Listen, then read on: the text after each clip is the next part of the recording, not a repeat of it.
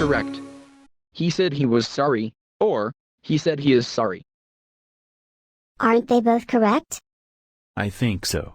If we just want to talk about what he said, we can say, he said he was sorry. Right. And if we're thinking about the fact that he's still sorry now, we can say, he said he's sorry. Reported speech is when we talk about what someone said.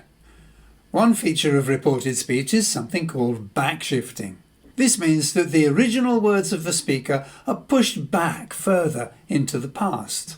So, for example, if someone says, "I'm sorry," then in reported speech we can say that person said he was sorry.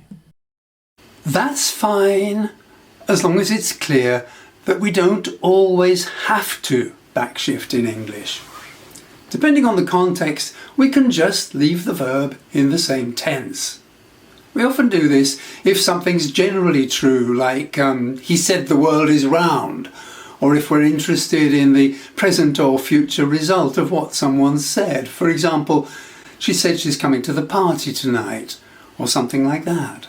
Quite often, it doesn't really matter whether we backshift or not, but if we're focusing on what the person said at that time, we will normally backshift. And if we're focusing on the present time or the general truth of what the person said, then it's likely that we won't backshift. But if there's no particular time focus, it usually won't matter whether we use backshift or not. A good grammar book will explain that both are possible, but there are still many learners of English across the world who've been taught always to backshift. There are textbooks that tell them to put statements into reported speech, and if they don't use backshift, they're told it's a mistake. The reality is very different. For more details on reported speech and backshift, check my Spotlight on English video on this topic. You'll find the link to that below this video.